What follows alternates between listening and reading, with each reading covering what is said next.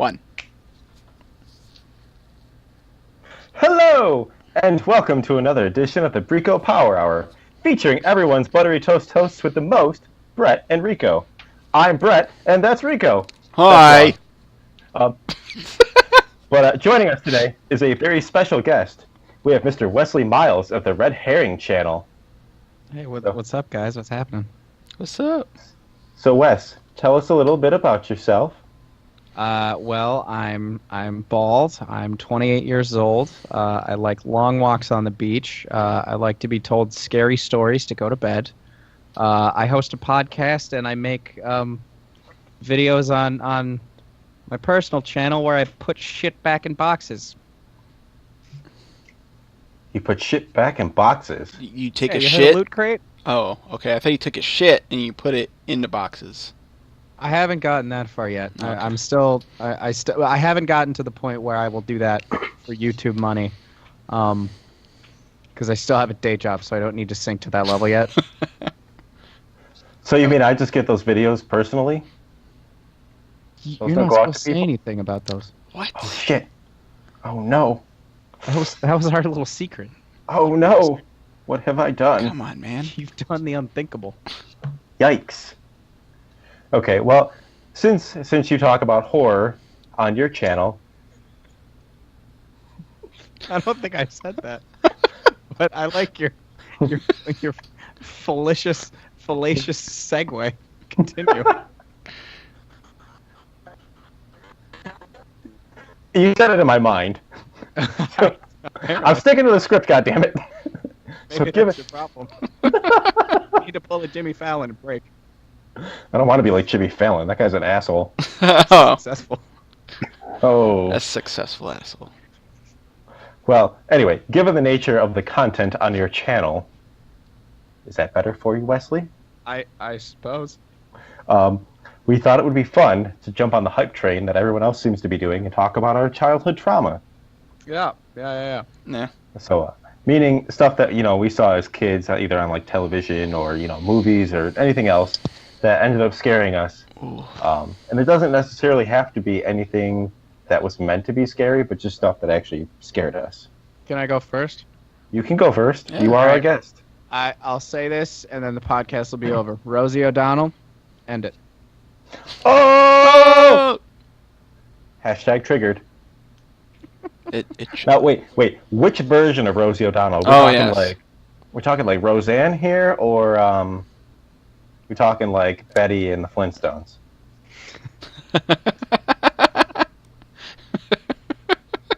Jesus Christ. They're all terrifying in their own different ways. I'll just put it out. Oh. Wait. Hold on, I think I might be... Wait, am I confusing Rosie O'Donnell and Roseanne Barr? No, I think maybe I am. You might be, Rico, I think. Wait a minute. My childhood is very confusing and clogged. You said Roseanne, and I was like, Two wait a completely different people. minute. Wasn't that a different lady? I don't know. I remember John Goodman being there, and John Goodman was in both things, so maybe that's where I'm confusing. One married Tom Arnold. There you go. I mean, I don't know what to do with that information other than... I'm actually asking. I don't know. That was an honest question. I think That was not a. That I was think not a clue Roseanne. to help you out. I think Roseanne Barr married him. I don't know. I have no idea. Oh, I just know in the perfect. show that she did, so I don't know. All I know is that Tom Arnold was on Soul Plane. Classic film, Criterion, Blu-ray, DVD. Just 10 out of 10. What the hell is Tom Arnold even doing anymore? Probably producing films starring Malcolm McDowell. Ah, okay.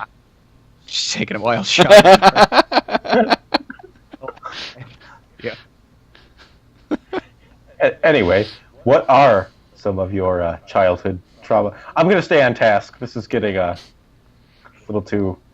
and you know it's gonna okay. get it's gonna get off task. Invited me on here, and I co-host a podcast called the Red Herring Podcast, and you thought this was going to stay on task? Fuck. Fair point. Fair point. It's like if you invited someone on who hosted the Ad Hominem podcast and you expected them not to just personally attack you the entire hour. Yeah. Nope, you're right. All right, but yeah, sure. Let's stay on task. I'm taking control of this podcast. Rico, so what things that you saw from your childhood, entertainment-wise?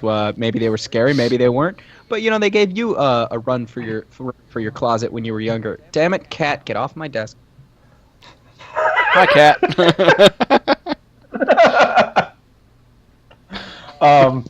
Let's see. I'm gonna start off with the Pink Elephants on Parade song from Dumbo.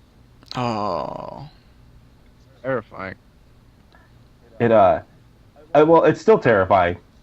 Nothing has changed. It's still scary. Am I thinking of the right scene, the context of that when he's like in the house that's burning down? No, he's like drunk. Oh, you're thinking of the circus scene. That's also terrifying. I had put that out of my memory until just now.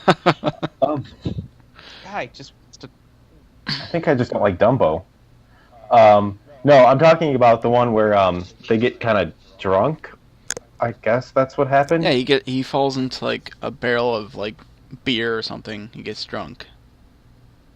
And it turns into like some 60s Technicolor acid trip. Yes.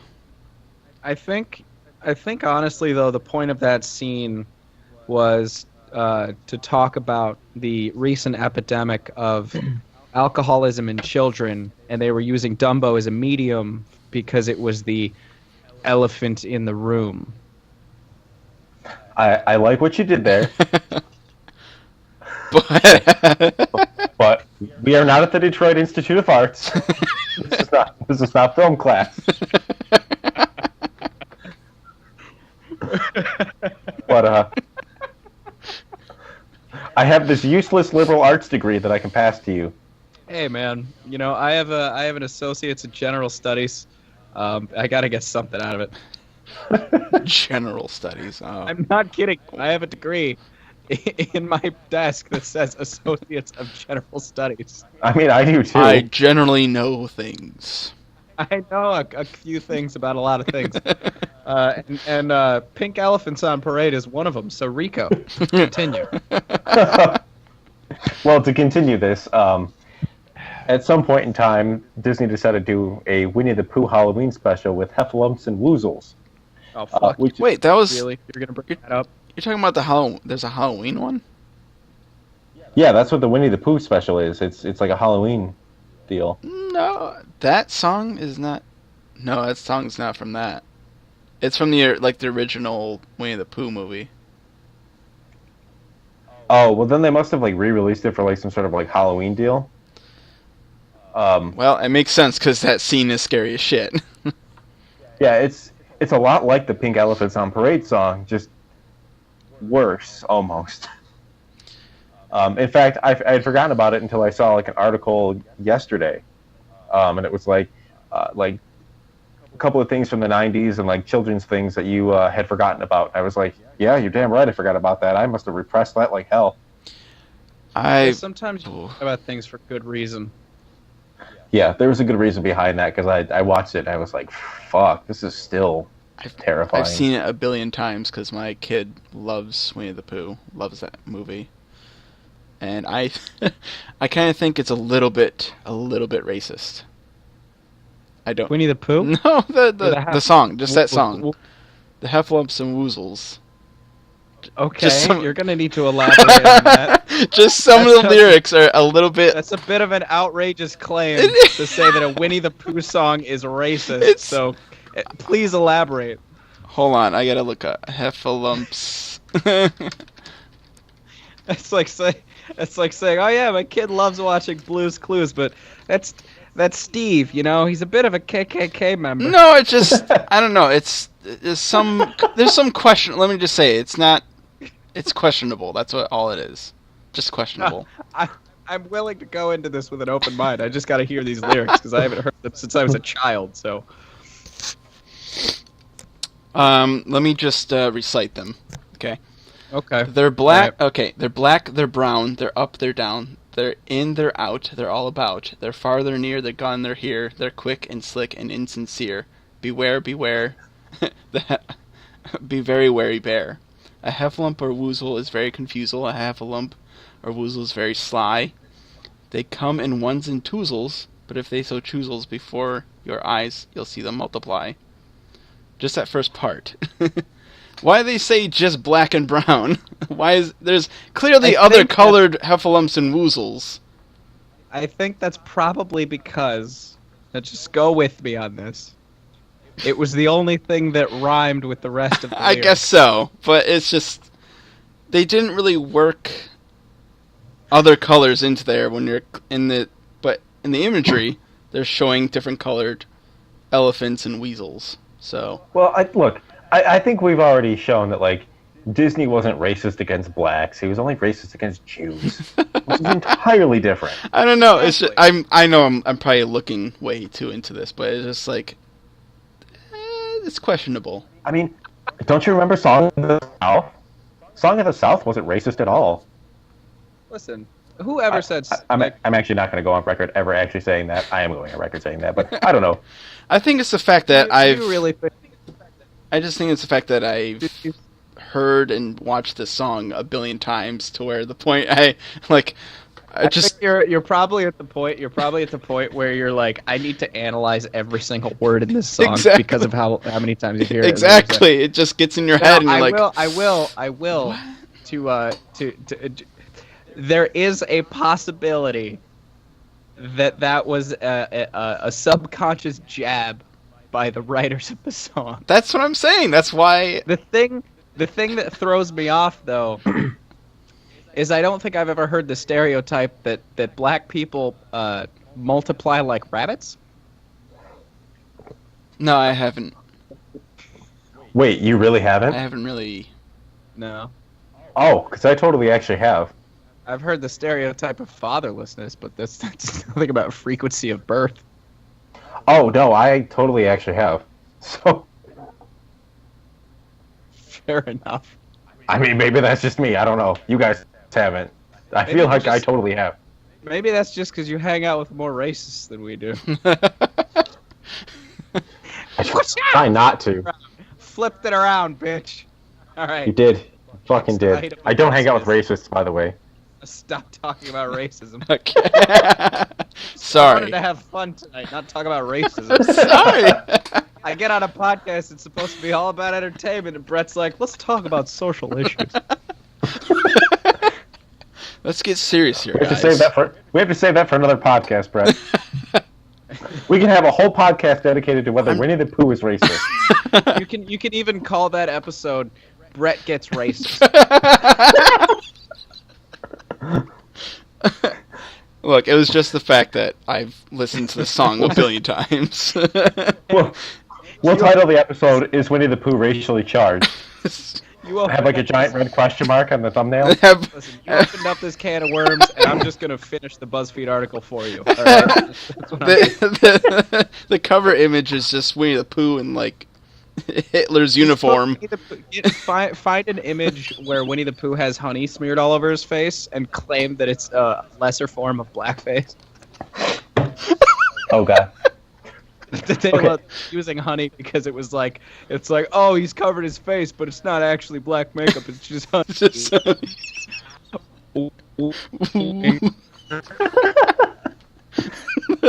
While you simultaneously raise the hand falling over, and then you can just point to it. It's like it's a lazy Nazi salute.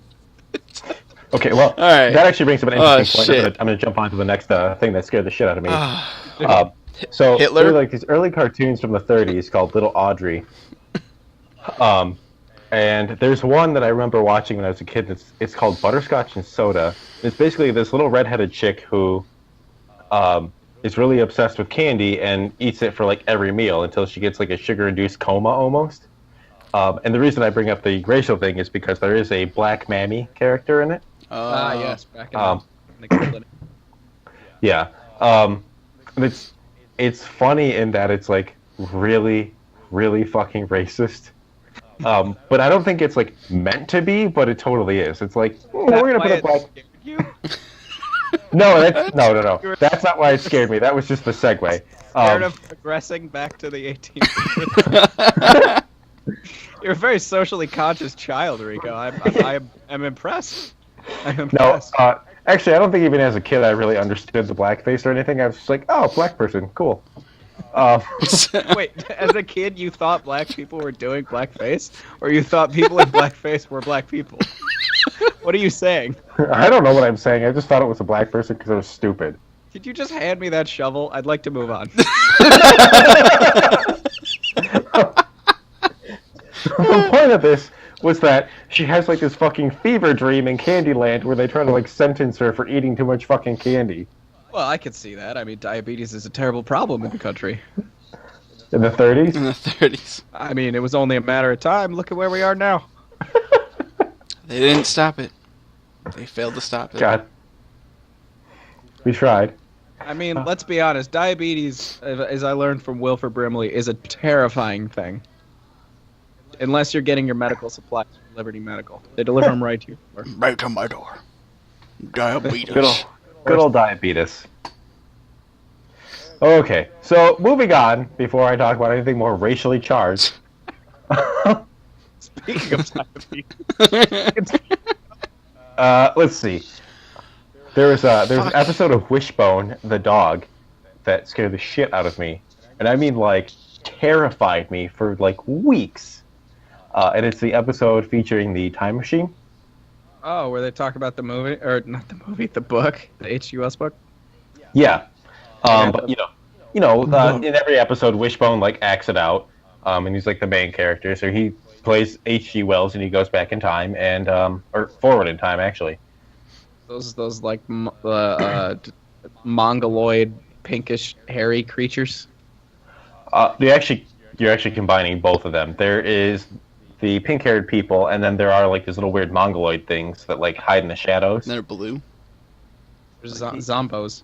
Yeah, for whatever reason, they scared the shit out of me. So fucking bad that I had like, I don't know, fluid dreams about them. Like, lucid? Yeah, lucid. Yes, and fluid. It's like, what? When you say fluid dream, I'm imagining that means you pee your pants in the middle of the night. Yeah. Well, to be fair, I probably did that too. So. Although, I would like to coin that term, fluid dream. I meant lucid. I had a fluid dream last night. Did you pee your bed? Yes. Yes, I did. Yes, I did. Luckily, I have a water bed, so no one will notice. They'll just think it was a leak. Luckily, I had this adult diaper. Bed piss smells like piss. Water bed. Piss. And to go with our cover photo, I chose that because that episode of Courage the Cowardly Dog did actually scare me. That whole show. Yeah. Jesus. You know, the funny part about that, Courage the Cowardly Dog, it never actually scared me as a kid. Like, I watched it and I was just more interested in the villains and the weird shit that was going on than actually terrified of it. And I think that's mainly because the things that did scare me when I was younger hit me a little bit harder, so that, like, after I was about 9, nothing could really scare me that was that innocent anymore. Because like the first thing that got me was this stupid fucking movie. Okay, so I was like 5, maybe 6, and no, I'm not sure. But so my dad was away for the weekend on business. So me and my sister and my mom, we wanted to rent a movie, and I saw in the movie store there was this the cover for it. It was this movie called Step Monster from like 1993. And I don't know if either of you have heard of it, because most people I talk about this movie to, they're like, I've never heard of that movie, because it's not a good movie by any means. But when I was that young, right? And so the basic premise of the movie is that this single father who has a son who's really into comic books, he's getting remarried to this bombshell of a woman. Turns out, though, this woman is actually a tryptomorph or something like that. It's like this alien monster thing that eats people. And he stumbles, just so happens to be a monster in his comic books that he's reading at the time. Go figure. So he finds out because he sees his soon-to-be stepmom like transform back from monster shape in a cave somewhere because he was out in the early 90s. Parents let their kids run around in caves for some reason. So he tries to tell everybody, and they think he's just being ridiculous and reading too many comic books, and eventually he saves the day or whatever.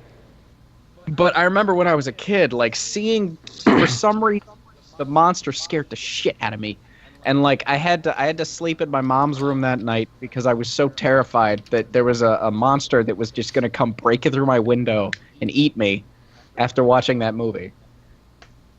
And then the funny part is that like several weeks later, it was Halloween, and Hocus Pocus was on television. Oh. And I'm still like 6 years old at this point. And the one scene that scared me the most was when there's like the Frankenstein zombie monster walking around, and his head hits a branch of a low-hanging tree branch, and his head falls off. And I was instantly terrified. It was the most scary thing in the world to me. No, I can see that. Hocus Pocus definitely. Well, now I was telling you earlier, it's one of those like movies I have to watch every year on Halloween because it's like one of my favorite Halloween movies. But Bette Midler scared the shit out of me when I was a kid. What about Sarah Jessica Parker? Did she scare you? No. No, she wasn't actually that scary in that movie. I haven't seen it since that first time, so I wouldn't know. Yeah, Bette Midler just does the soul-sucking part, and it scared the shit out of me. There's a lot of sexual innuendo in that movie. I'll have to rewatch it now as an adult. It just I was Yeah. too When you watch it, too terrified at the time. when you watch it as an adult, yeah, it's like then you catch all the adult jokes. It's not a good movie. No, But it is a fun. It is a fun movie. it's a fun bad movie. Speaking of witches, there's a movie called The Witches that I watched as a kid that scared the living fuck out of me. Where this kid goes with his goes like summer vacation to his grandma's, and he makes a friend, and they stumble upon like a witch convention, and they turn them into mice, and like the witches look like their faces are like melty when they start off as like beautiful women, but they're really just like super ugly, and just like their faces melting, long noses. And there's a part where like one of them actually cuts the tail off one of the kids, like as when they're a mouse, and it scared the living fuck out of me. Like I was like so scared of like old women for a while because I thought they were gonna turn me into a mouse and chop me in the bits. Oh, this movie. Yeah. Wow. Why does this movie have 100% on Rotten Tomatoes? I don't know. It's ridiculous, but it's Maybe it was rated by one person, it probably. just one rabid fan, and I say rabid for a reason. Guess what? It was me. No. You bitch. No, that movie was scary as fuck. If you ever look at what the witch looks like, because holy hell. Oh yeah, I totally would have been scared by this as a kid had I seen it. Didn't take much to scare me as a kid though, so that's not really saying much. Well, I mean, you guys remember The Great Mouse Detective, right? I loved that movie as a kid. The Great Mouse. The bat in that movie was terrifying to me. When they were in the toy store, Oh yeah. God, that was horrifying. Oh. And then when he's fighting it's raining on like the clock tower, and the Ratigan or whatever his name is like he's in full monster form, like full feral beast mode. It's it's horrifying. Yeah. Oh. And it's incredibly sad too. Like right up until the end when the happy ending happens, but you're just like, no. He's got like Oh, yeah. giant fucking The teeth and shit. the the bat's name is apparently Fidget. Yes. Well, he was spinning. Yeah, no, I do remember that. For some reason, that movie did not unsettle me. Which, yeah, by all means, it probably should have. Yeah, Fidget did not. He did not do my childhood brain well. See, but I don't know. See, the problem for me though is like after seeing all of that, when I was like 9, I think I was like 9. It was during an October, and I walked. I think it was like in the middle of the night at one point, and my parents were in bed, and I snuck down into the basement, and I turned the TV on, and the first Nightmare on Elm Street movie was playing, and it was like when I turned it on, it was like right from the beginning. And so that like the opening murder of the first Nightmare on Elm Street movie, I saw this when I was like 9, and that legitimately frightened me. I stayed up for a couple days because I didn't want Freddy to get me in my dreams. But then after that, I was like not really scared by anything else. Yeah, I don't. Well, I definitely didn't see. I've actually never seen any Nightmare on Elm Street movies. I've seen like bits and pieces of them around Halloween, but I've never actually sat down and watched a full movie. You should do that. Unless you count like Freddy versus Jason. I do. I don't know if some of the rabid fans do. But I do. I think that movie's phenomenal. It's a really good bad movie. Oh, dude, it's great. It's like the Celebrity Deathmatch, only live action. And I see here on our list that we share a similar fear. Because you have ventriloquist dummies, and I definitely put Night of the Living Dummy. Fuck ventriloquist dummies. Okay, let me tell you bitches a story. All right. Here's a story. Let me just tell you bitches a story. So my mom had this ventriloquist dummy. I think his name was Charlie, but he was that guy that was in the suit. He had that combed that Kennedy hair. He had that winning smile, the standard ventriloquist dummy that, like, from the that Goosebumps episode. Yeah, that's what I'm saying. Night of the Living Dummy. Yeah. It looked like that. He looked like that, right? Slappy, I believe. So this motherfucker was sitting up on like a table in the basement, and I was young. I must have been like 7 or 8 at this point. I don't know. And I walk down into the basement. It's later at night. Everybody's still up in the house, but like the lights are off except the one that's at the bottom of the stairs. Right? He's sitting up there, and I'm looking at him, and it looks like he's looking at me. I know he's not, but it's creepy, right? He's just sitting there, and he's all stiff-necked, and he's looking straight, but I can see his pupils, and I don't trust it. And then I turn around to go get something, and when I come back, he's in a different position. Ooh. And it freaked the fuck out of me. And I ran upstairs. I don't know if this is somebody else in my family playing a trick on me. I don't know if maybe my eyes were playing a trick on me. I don't know if that motherfucker was alive. But it scared the shit out of me, and I have not trusted them since. That's why I will never let Jeff Dunham in my house. Who would let him in? I think. Well, yeah. I mean, you're not going to let him in anyway. But I think that's a fair assessment. Yeah, I did not care for Night of the Living Dummy, and I've kind of had like a fear of ventriloquist dummies ever since. So thanks, Goosebumps, for that. That and dolls in general. I don't fucking like dolls. Dummies don't really bother me. It is dolls though, like porcelain dolls, like old school dolls. Those creep me the hell out. How do you feel about those lifelike sex dolls? That's also creepy. Yeah. But do you think it would scare you as much as one of those porcelain dolls you were talking about?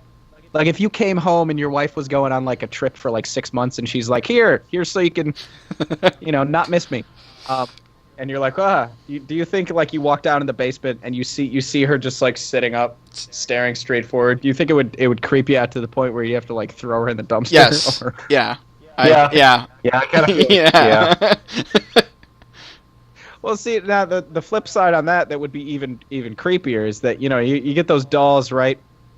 And those toy dolls in those movies where they're like, "Come play with me." Hell no. Except this time she'd be like, "Come fuck me." No. That's Hell creepier. no. Throw it in the fire. Burn it. Like, no, Burn. no, bitch. Burn it. Throw it in the shredder. I don't know. Just destroy it. Power of Christ Yes. compels you. Yeah. Well, I have to burn the house down Yeah, now. basically. Well, I can't live here anymore.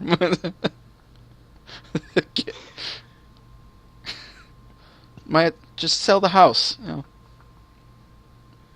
Yes, the basement's been redone. The bathroom's been redone. There's that doll over there, but don't worry about that doll. Don't worry about that. Here's the question. Everybody's talking about this childhood trauma, right? And they they talk about things that like still creep them out to this day. But is any one of these things, is it like to this day where you have a debilitating fear of these things, or is it just like creepy? Like, Rico, if you saw a dummy, you would still be able to like pick it up and move it, right?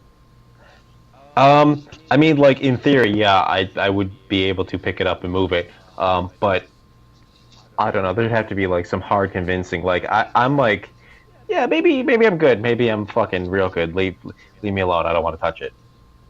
I don't know that it's a like debilitating fear, but I definitely would not be front runner to touch the fucking ventriloquist dummy. Yeah. Okay. Like the Black Hole Sun music video, that scared the shit out of me as a kid because of the giant like smiley faces, and it made me really uncomfortable, but now when I see it, it doesn't really bother me. Giant what? The giant what, Brett? Smileys. They're like smiling in the Black Hole Sun video. Never seen that video? That music video? I can't say that I have, honestly. Really? Yeah. You never It's an iconic music video. Yeah, I saw it as a kid and it scared the shit out of me just because like like, what is happening? Why is everyone smiling really big and she's chopping up a fish and it's like she's really happy about it? Oh, you know what? Okay, I know what you're talking about. Yeah, that makes sense. That didn't actually scare me because the first time I ever saw the actual music video for that song, I was high. No. And I was an adult. So yeah, that bothered me. So it was shown to me. It was like, dude, this music video is fucking dope. You gotta see this. And I was like, all right. Sure. So it was that kind of a scenario. I was much more open-minded at the time. I do have a little story because I missed one of these.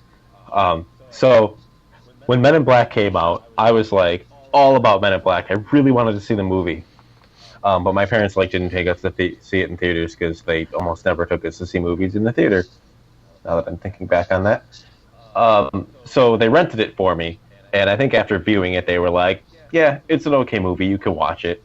And I think that movie came out in like '96 or something, so I was maybe like 8. So I was like all excited, and I put the movie on, and the opening sequence scared the shit out of me to the point where I refused to watch the rest of the movie. With the bug flying around with the Danny Elfman soundtrack and the guy's not that part. The part with the giant cockroach and Edgar. He's pulls his skin back. What's up, that part scared me so fucking bad. I was like screaming, and I was like, "Turn it off! Turn it off! Turn it off! I can't do this anymore." Huh. Now I know how to scare you. I didn't. Well, now it doesn't bother me. Have you seen a cockroach in person since that? Yeah. Okay. I've killed a cockroach in person, so. Okay.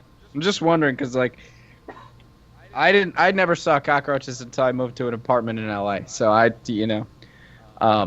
but I was wondering if because you saw that as a kid and it was scary, like you would see a cockroach and you go, ah! You know what? I don't think it was the alien that scared me so much as like the whole sequence of like it sucking the like flesh out of the guy and then like putting on his skin.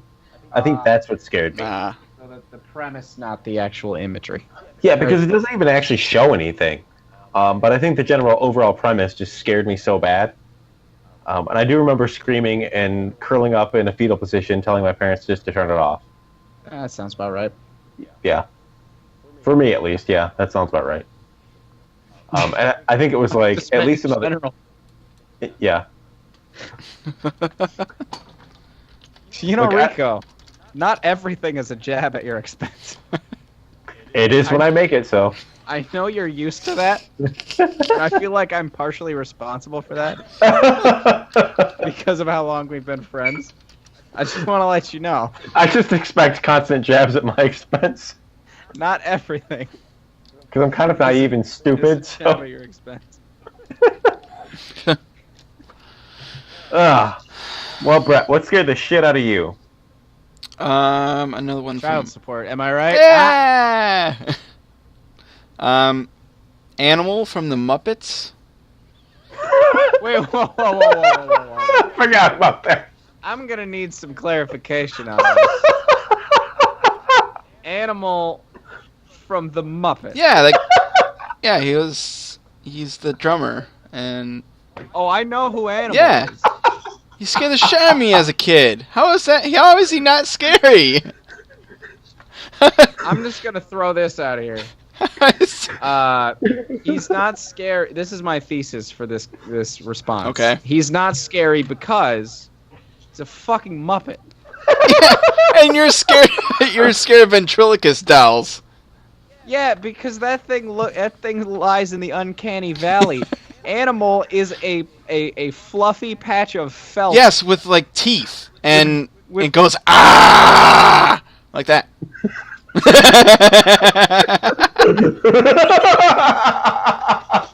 Well, I guess I rescind See? my He's got foam teeth, and he goes ah. Dude, as a kid, that was scary as shit. Okay, come on. Roger, I take it back. He had big That's the big case. ass eyes and teeth, and he didn't know how to speak any words. He just roared and shit, yelled and shit all the time. So it scared the shit out of me when I saw him. Look, poor Animal was just ESL, okay? English was a second language. He wasn't very good. I seriously, I had a nightmare of him, and I still remember it, where I got off the bus after school, and he was waiting for me at my bus stop. And he was chasing me. I had a nightmare about him. Can I ask you a serious question? Were you as a child also scared of hairy Romanian immigrants who didn't speak English? Do they go ah? They might. Some of them do. Does does their mouth open at like a 90-degree angle? You know, can their mouth open that far? And Some of them. Have you seen Romania? I can't even. I can't fucking breathe. Oh, this could go in your highlight reel for sure. I'll tell you that. He's a scary fucker. I don't care. He was scary when I was a kid. And we circled right back to racism. There we go. I was a racist. Successful. I was a racist. That's beautiful. I admire that though because it proves that you were kind of a more like innocent child. It's a good thing. It's a good. Well, thing. there was another like Muppet too that was like a bigger monster that would like eat other Muppets. That freaked me out too. I don't know what his name That, was. like, 9-foot tall one with the really wide head. Yes, and he. I went up and down. I don't think so. No, he just like a big like hairy. He was like a big hairy monster, and he just like ate other Muppets, and that freaked me out. Like I still have like a fear of being eaten, and that's. Yeah, I mean, you asked this question before about like if it's things like that still bother you, and yeah, I still have like a fear of being eaten somehow. I don't know. So, have you ever been around a Venus flytrap? Yeah, like a small one though. Would you? Would I what? You ever stick your finger in one? No, hell no. What if we filmed that to get you over your fear of being we could do that. trapped? Slowly close around your index finger, and then you pull it out, and there you go. Fear confronted. Or it'll turn into something like The Fly, and you get digested. That's It's true. weird though. You could die. Like I have that fear, but I'll watch like movies or something with that, like zombies. I mean, you watch Attack on Titan. Yeah, like Attack on Titan or like zombie movies, like people getting eaten alive, and it's still it bothers me, but like, and that's the fact of getting afraid. You know, that's the whole point of like a horror movie is that's part of the fun is getting scared of it, getting scared. Yeah. That's kind of brilliant though, because you're the perfect audience then for a zombie movie. It scares the shit out of me, but yet I'll watch it. I don't know. Is that why you like The Walking Dead so much? Yeah. I mean, That's part of. that's part of it. This is interesting. This is interesting. This is going to be a psychology podcast from here on out. All right. So my next question. Then. Oh god. What is it called? Vor? Four? Vor. Yeah. Let me just type that into Google Images and see if.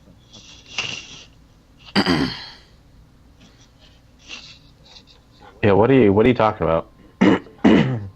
Okay. So Vor. Vor is a genre of animated pornography. It's a fetish that one subject is eaten by another subject. No, I would not be. Let me send you an image. This is a very rudimentary. This is a very very PG image of what I'm talking about. You've never seen this. I'm surprised. No. Basically this type of shit, except way more erotic than this picture that I just sent you. Oh. No. I mean, That's What if it was well drawn? If it was really well drawn, do you think this would bother you?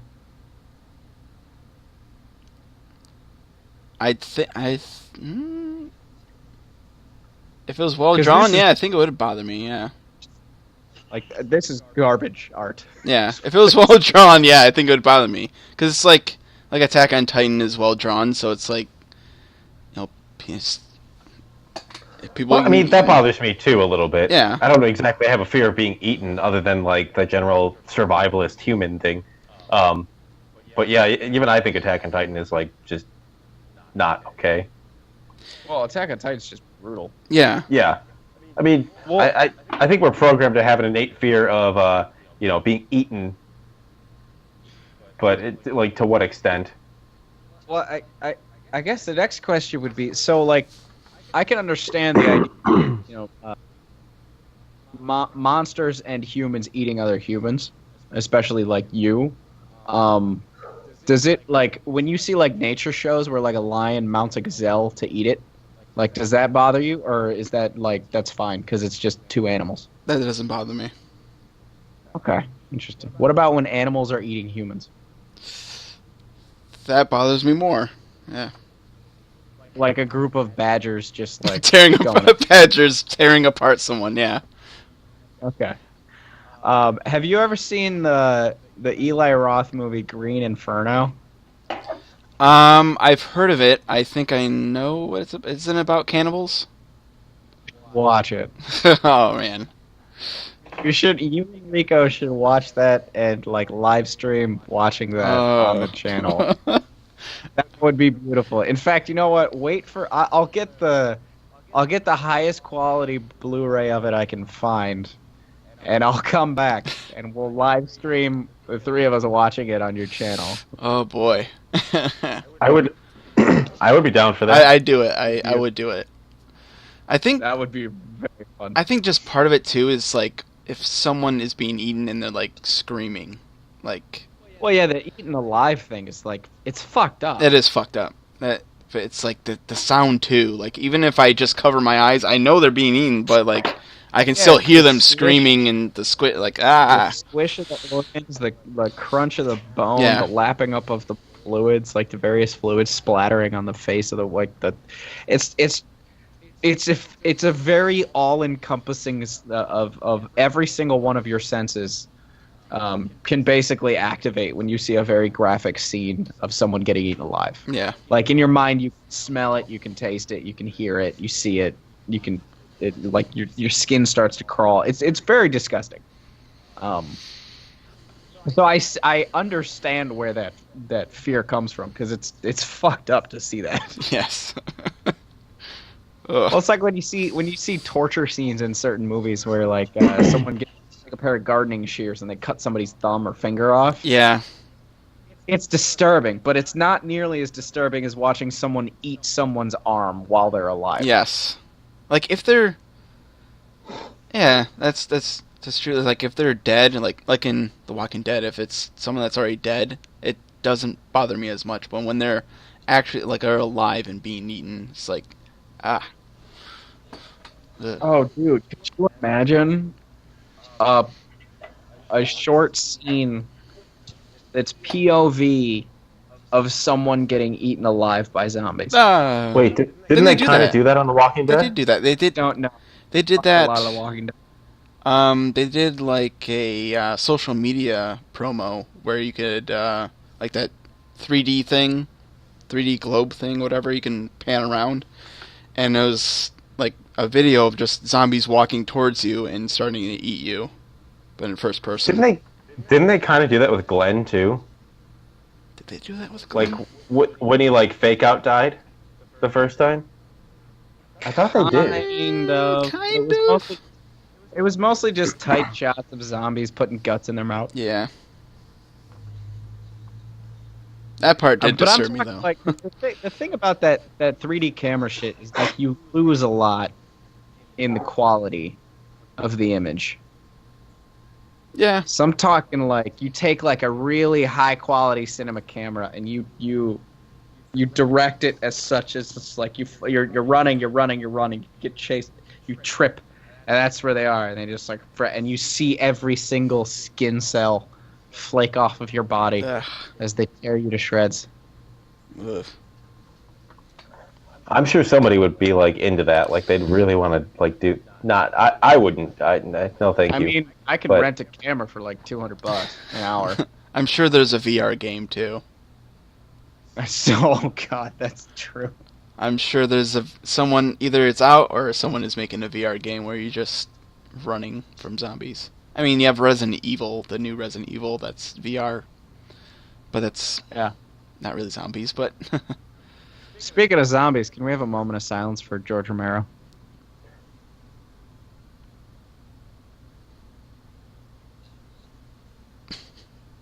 Thank you, I appreciate that. I was bummed when I found out he died the other day. It was very sad. Yeah, it was a little bummy. He was a big inspiration for me way back in the day. I do like Night of the Living Dead. I'm not gonna lie. That's a classic. He's one of the founding fathers of horror. Yeah, pretty much. Yeah, I would say so. Or at least like what we kind of like think of horror today. Yeah. He knew things were a lot tamer back in the day. But he knew how to create dread, because that's all that Night of the Living Dead was total dread. Impending, unrelenting death. Yes. They were also euphemisms for communists, but yes. That's why they were like dead but also alive, because they were communists and they were spreading and coming to get you. Commies are gonna get you. I mean, hey. And then they did, and then nothing bad happened.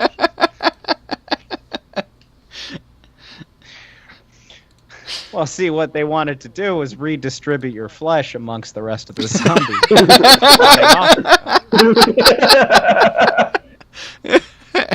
You don't need all that flesh. Give it to the rest of them. Well, what about you, sir? You have all your flesh still. I'm in charge. Shut up. Zombie Stalin. Zombie Stalin. I'd watch that. I mean, arguably, you could just read a history book. Same thing. It's gonna take you a while to get through it, and the action doesn't pick up for like a couple hours. Good old zombie Stalin. Stalin. I think I'm trying to think if there was anything else that actually like scared me as a kid that wasn't actually supposed to be scary, and I don't. I can't think of anything else. I do know that I did put segments of Fantasia, and by that I mean the vast majority of the entire movie except for the Mickey Mouse part. Fantasia. Really? Even the hippos? Yeah. I was okay with the hippos, but like for some reason I really liked the dinosaur part because I was really into dinosaurs as a kid and still kind of am actually. But I always wanted to like fast forward to that part, and for some reason there was something about it that was unsettling, especially when they all started dying. But I still wanted to watch it all the time. Morbid curiosity starts young, I think. Yeah, I don't know. It was weird. Like the way in which they die is so like overly dramatic, and it was like it made me uncomfortable. But I was still like, but they're dinosaurs, and I still kind of want to watch it. Up to that part. And then anything involving like demons or anything in there didn't do well with me. Oh yeah, that's right. I forgot there was the whole demonic scene in that movie. Yeah, I didn't do well with that either. What was the point of that? I don't know. I think Fantasia was just like an experimental cartoon opera. Basically. Yeah, that's what it I mean, like. I guess it works. It was, I don't know. I like certain segments of it. Works I don't like the so whole damn well thing. that they did it again. In 2000. Yeah. Fantasia 2000. That was about as good of a remake in my mind as Godzilla 2000. Wait, Godzilla was the best movie ever. Come on. Wait, well, I thought that Godzilla was like 98. It wasn't called Godzilla 2000? Yeah, I think they. Was it really? Yeah, they coined it as that or something. It was just called, I think. Hold on. Let me check. I thought there actually was a separate Godzilla 2000. Are we talking the Matthew Broderick one? Yeah, we're talking about that. Godzilla. Wait, hold on. Godzilla 2000. Oh, there is a Godzilla 2000, but it was 99. Oh, that's a Japanese movie. Yeah. Yeah, you're thinking of the Matthew Broderick one, right? Yeah, Godzilla. Just Godzilla. That was like 97 or 98. Yeah. I did have. Godzilla 2000. Godzilla. How old was I? When that was out. I remember watching that. Let's see. Yeah, it was just called Godzilla. Okay, so this has nothing to do with horror, but I always think this story's hilarious. So I watched that movie. I rented it because this was back when I was younger. Blockbuster was still a thing, and I was like 12, 13, maybe. But this was like 2002. The summer of like 2002, maybe. And so, as you know, in the early 90s, there was an attempted bombing of one of the buildings at the World Trade Center, where they loaded up vans with explosives down in the foundation of the building, the parking area, and they tried to blow out the foundation, and it didn't work. It was unsuccessful. But there was a reference in Godzilla where I think Matthew Broderick... no, it's Hank Azaria, isn't it? No, it's Matthew Broderick. It's Matthew Broderick? Okay. It is, yeah. Where he says something... Oh, wait, no, Hank Azaria's in that as well. Plays like the taxi driver? Hank Azaria, yeah. Where Hank Azaria says something along the lines of, like, I haven't seen this much destruction since the bombing at the World Trade Center. And in my young mind, in the summer of 2002, which was just reeling off of the September 11th tragedy, I was like, oh, no! And I ran to my dad, who was downstairs working at the time, and I was like, Dad, Godzilla, they predicted 9/11! Oh, jeez. Because I was like I was like 12, Yeah. so I didn't understand. I didn't know that it had happened. That had happened like 5-6 years prior to that movie coming out. And so I was convinced that they predicted 9/11. They knew it was gonna happen, those assholes! for about 30 minutes, I was convinced that they predicted it. Until my dad told me, no, there was a thing that happened before. Oh, man. Why did they tell us? I know, right? Well, I mean, arguably they did, but the movie was so bad that no one listened. They tried. They tried so hard. They tried. I mean, it's actually kind of interesting, like the way that our dumb kid minds rationalize things. Yeah, I mean, like, well, because that's still fresh in the mind, right? And then you hear that, and you're like, what am I supposed to make of this? They must be talking about the thing that just happened, even though this movie was made 2 years before it happened. Well, yeah, and like I think we were all too young for like the first attack, so like that didn't even like sit in our mind. I didn't even know about that until like I don't know, years and years after like 9/11. So Yeah, well, I found out about it after watching Godzilla, so, you know, I mean, not everybody has that opportunity. maybe Godzilla was insightful. No, it's still a piece of No. shit. I'll say this much: it was a tool for me learning about something in history. That's about all. That's about all the merit it had.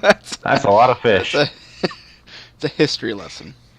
I just remember that movie, the fucking like rolling around in the ice rink of fucking eggs that are hatching, and I'm like, this doesn't make any sense. Yeah, nothing about that movie made any sense. Oh, Nothing. No. I think the biggest question I had about that movie was, why did they make it? Why? Who asked for this? I don't think anybody. Well, I don't know. I think somebody asked for it, and then that's what we got instead, and that's not what we wanted. I think that was a situation of be careful what you wish for. Oh, jeez. There were so many good Godzilla movies before that, and then they just fucked it up by not having it be about destruction. It was about Matthew Broderick and Hank Azaria. Who else was in that movie? Let me check the cast list. That one. Jean Yeah, Reno, the one French Maria guy. Patilla, Yeah. Evan Dunn. Who else is in this? Who else? We got Harry Shearer. I don't know any of these other people. I don't know. That's how I felt about the Godzilla movie that came out after that.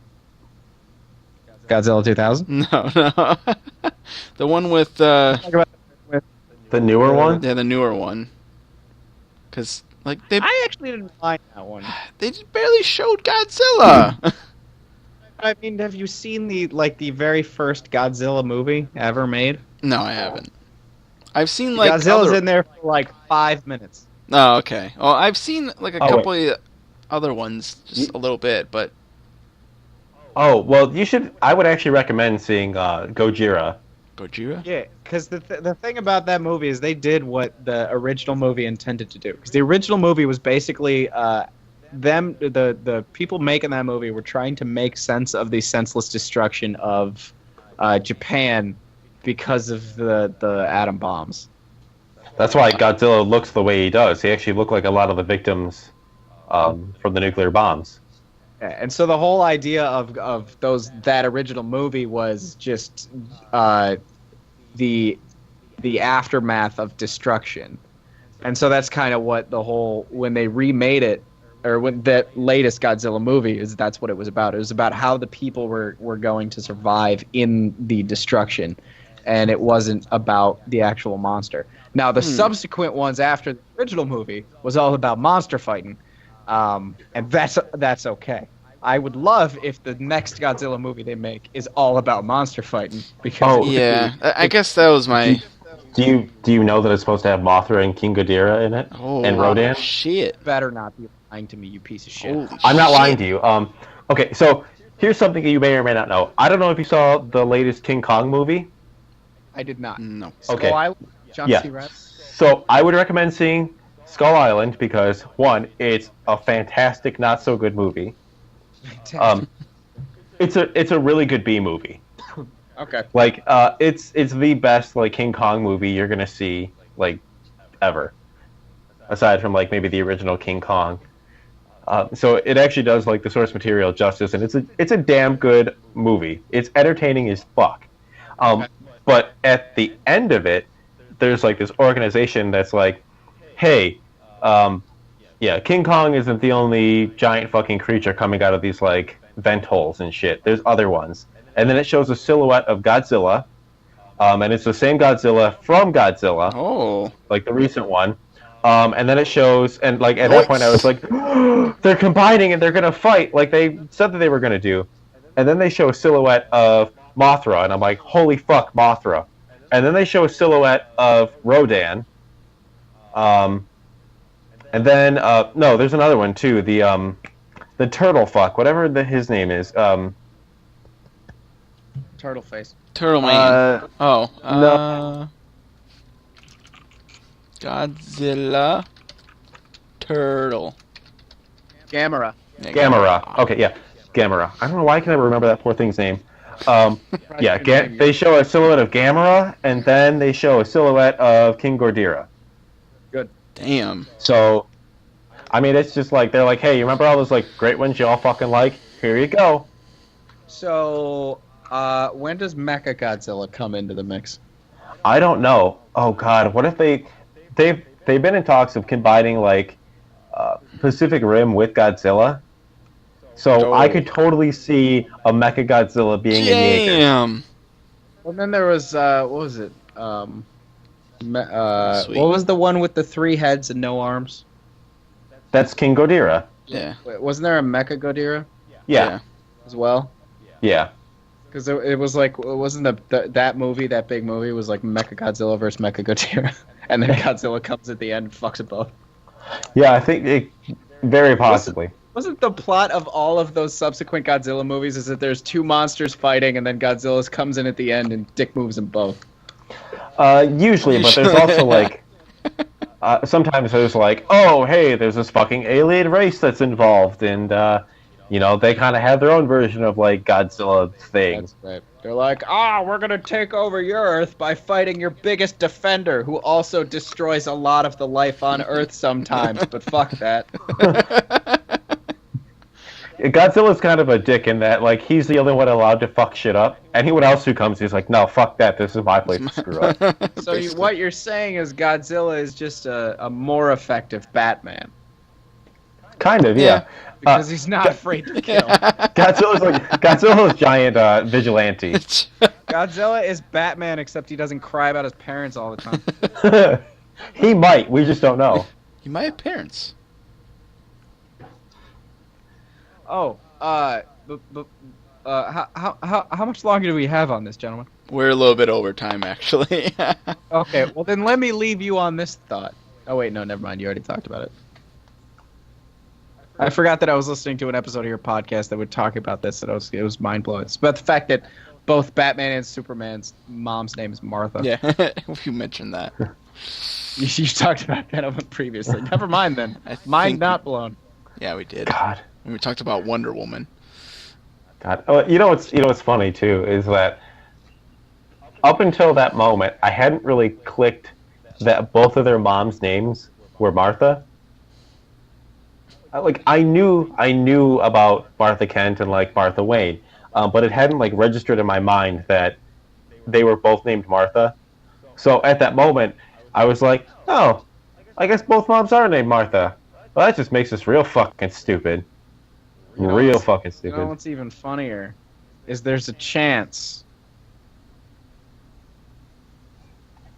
that the Flash's name is Martha, or Flash's mom's name is Martha. I don't know. That Wonder Woman's name is my mother's name is Martha. What would have tied that together even better is that if Wonder Woman's name wasn't Diana and it was actually Martha. I'm your real mother.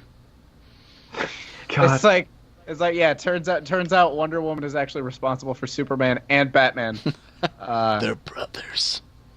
Which I guess would make sense. is it just me, or do Batman and Superman both really seem like they want to fuck their moms?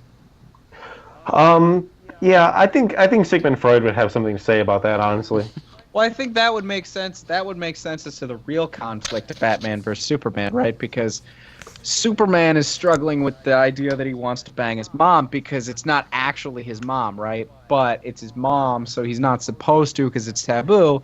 And Batman is just mad at Superman because he's like, dude, it's totally legal. Why aren't you taking this opportunity? I don't get to, but you can. And so that's why they're really fighting. I can get behind that. That kind of makes sense. Sadly. Okay. Just thought I'd throw that in there right at the end. Well, Just for anyone who made it this far, you get a treat. That's your treat. There you go. You didn't ask for it, but by God, you're getting it. Oh, much like the justice that Batman dispenses. No one asked for it, but he'll give it to you anyway. Let me save you, but smash this building and then kill 20 other people. Okay. That's about all the time we've got today. That's it. That's it. We're done. Great. We quit. Well, thanks. No. Thanks for having me on the show, guys. Well, thank you for coming on. I do what I can. You can follow us on Facebook, and we also have our Twitch channel, the Borg Cube, which is me, and El Suavenero, which is Rico. And you can follow Wesly at... Hey, you can find me on YouTube over at the Johnny Hatman channel and the Red Herring channel. Follow me on Twitter as at Johnny Hatman, and on Twitch, Johnny Hatman. That's me. If you find me, watch, I guess. Like and subscribe to his channels. Yeah. Hit the thumbs up even if you don't like it. It really helps me out. Just... And I'm a charity case, and everybody loves doing charity. It's tax deductible to subscribe to my channel. That's a good point. It's a good point there. Alright. Well, see you later, guys. Thanks for watching. Bye. Goodbye. Goodbye. Wait. No one can see us. Yes, they can. Yeah, I don't know why I waved. They can, actually. I'm recording this. This whole time I've been recording video. Oh, really? Are you going to put that on the channel? Yep, bye!